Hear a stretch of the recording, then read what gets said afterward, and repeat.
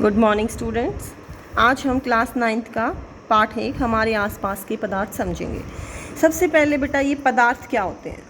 हमारे आसपास में जितने भी वस्तुएं मिलती हैं वो जिस सामग्री से बनी होती है उसे हम पदार्थ कहते हैं। तो इस पाठ में हम पदार्थ की बारे में पढ़ेंगे। सबसे पहले हम भौतिक स्वरूप से समझते हैं पदार्थ की कितनी अवस्थाएं होती हैं। पदार्थ की अवस्थाएं बेटा, पदार्थ 3 अवस्थाओं में एग्जिस्ट करता है, 3 अवस्थाओं में पाया जाता है, ठोस, द्रव और गैस। ठीक है। ठोस के जो कण होते हैं वो बिल्कुल पास पास होते हैं इस तरीके से। द्रव के कण थोड़े दूर होते हैं। ठीक है। और गैस के कण बहुत दूर दूर होते हैं।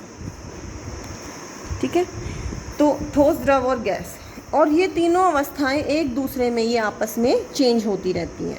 मतलब ठोस से द्रव बन सकता है, द्रव से गैस बन सकता है, या गैस से ठोस बन सकता है, वो हम अभी आगे समझेंगे। तो सबसे पहला क्वेश्चन आप अपनी कॉपी में लिखेंगे। ये देखो फर्स्ट पेज पे ही दिया हुआ है, एसआई यूनिट। हम बोलते हैं इसका एसआई मात्रक बताओ, बल का एसआई मात्रक बताओ। तो सबसे पहले आपको पता होना चाहिए एसआई की फुल फॉर्म क्या होती है, अंतरराष्ट्रीय मात्रक पद्धति। तो आप क्वेश्चन क्या लिखेंगे कॉपी में, एसआई की फुल फॉर्म लिखो, अंतरराष्ट्रीय मात्रक पद्धति। ये उत्तर हो गया। आगे जो यहाँ का पे इम्पोर्टेंट क्वेश्चन आता है, पदार्थ के कणों की क्या विशेषताएं होती हैं। ये बहुत इंपॉर्टेंट है, ये क्वेश्चन लिखना आपने अपनी कॉपी में, पदार्थ के कणों की क्या विशेषताएं होती हैं। ये देखो आंसर 4, पॉइंट नंबर 1, 3 पॉइंट लिखने आपने इसमें। पॉइंट नंबर 1, पदार्थ के कणों के बीच रिक्त स्थान होता है। ये देखिए यहाँ मैंने समझाया आपको, ये द्रव के कण हैं तो इनके बीच में ये खाली स्थान है। यहाँ पे अगर इसमें दूध है, मान लो इस लेवल तक दूध है और हमने इसमें शुगर ऐड कर दी, तो दूध का लेवल कभी भी क्यों नहीं बढ़ता, क्योंकि वो चीनी के कण इसके बीच में आके समा जाते हैं, क्योंकि पदार्थ के कणों के बीच। तो इसके पहला गुण क्या हो गया, पदार्थ के कणों के बीच रिक्त स्थान होता है। दूसरा, पदार्थ के कण निरंतर गतिशील होते हैं। अब देखिए, अब यहाँ पे मान लो हम पानी के अंदर कोई डाई डाल दें, तो ऐसा तो नहीं है ऊपर ऊपर वो डाई रह जाएगी और ऊपर ऊपर का रंग बदल जाएगा, पूरे पानी का रंग बदलेगा। क्यों? क्योंकि पदार्थ के जो ये कण है थोड़ी देर पहले यहाँ था, फिर यहाँ चला जाएगा, फिर यहाँ चला जाएगा। इसका मतलब पदार्थ के कण निरंतर गतिशील होते हैं। इस पॉइंट का मतलब समझ आ गया आपको। नेक्स्ट हम लेते हैं, पदार्थ के कण एक दूसरे को आकर्षित करते हैं। पदार्थ के कण जो हैं वो एक दूसरे को आकर्षित भी करते हैं। ये कण इसको इधर लाने की कोशिश करता है, ये इसको इधर बुलाने की कोशिश करता है। तो पदार्थ के कण तीसरा पॉइंट है। तो फिर से समझते हैं पदार्थ के कणों में क्या क्या गुण होते हैं। पदार्थ के कणों के बीच रिक्त स्थान होता है, पदार्थ के कण निरंतर गतिशील होते हैं, और पदार्थ के कण एक दूसरे को आकर्षित करते हैं। इसके बाद ये विसरण की परिभाषा लिखेंगे। नेक्स्ट एक्स्ट्रा क्वेश्चन में आप विसरण किसे कहते हैं, क्वेश्चन क्या बनाएंगे, विसरण किसे कहते हैं।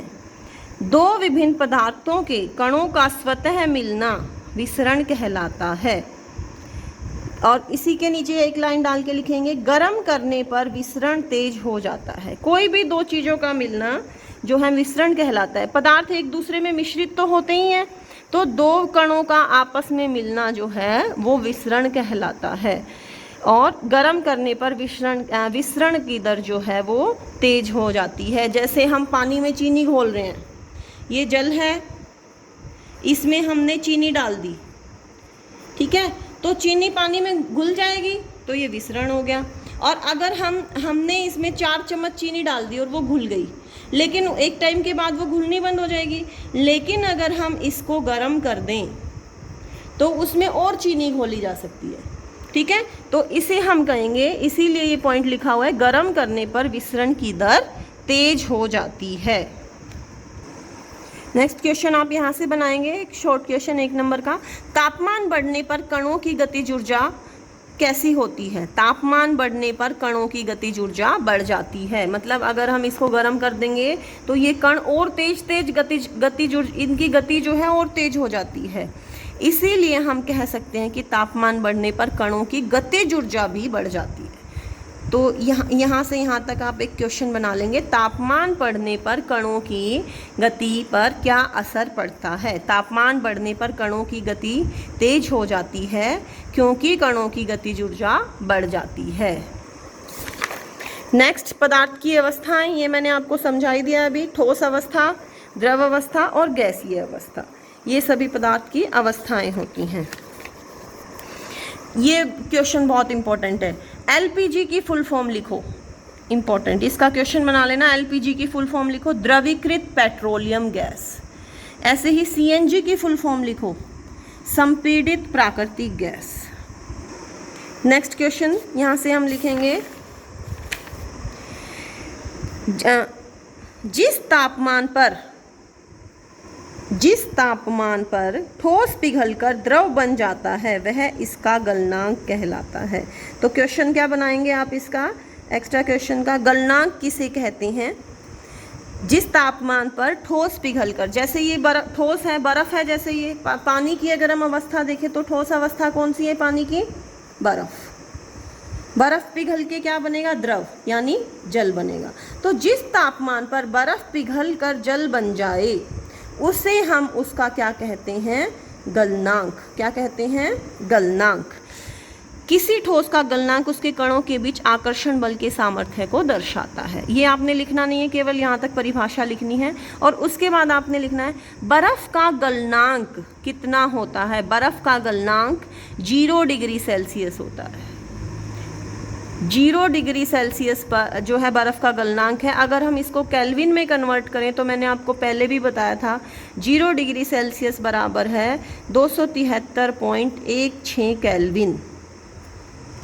अब देखो, ठोस से द्रव अवस्था में परिवर्तन को संलग्न कहते हैं। क्या कहते हैं? संगलन कहते हैं। संगलन, गलना यानी पिघलना एक तरीके से। तो अब ये गलनांक और संगलन में क्या अंतर है? गलनांक एक तापमान है जिस तापमान पर ठोस द्रव में परिवर्तित होता है, और संगलन क्या है? संगलन उस ठोस से द्रव में बदलने के परिवर्तन को हम संगलन कहते हैं। दोनों में ये अंतर है कि गलनांक एक तापमान है, उस तापमान को हम गलनांक कहते हैं, लेकिन ठोस से द्रव में बदलने को हम संगलन कहते हैं। नेक्स्ट एक्स्ट्रा क्वेश्चन आता है, क्वथनांक किसे कहते हैं? वह तापमान जिस पर द्रव उबलने लगता है उसे क्वथनांक कहते हैं। ये द्रव जल जब उबलना शुरू कर दे उसे हम क्वथनांक कहते हैं। तो अब ये जल के लिए यह तापमान यानी जल का क्वथनांक कितना होता है? 373 केल्विन या 100 डिग्री सेल्सियस हम कह सकते हैं। 100 डिग्री सेल्सियस तापमान होता है जल का क्वथनांक।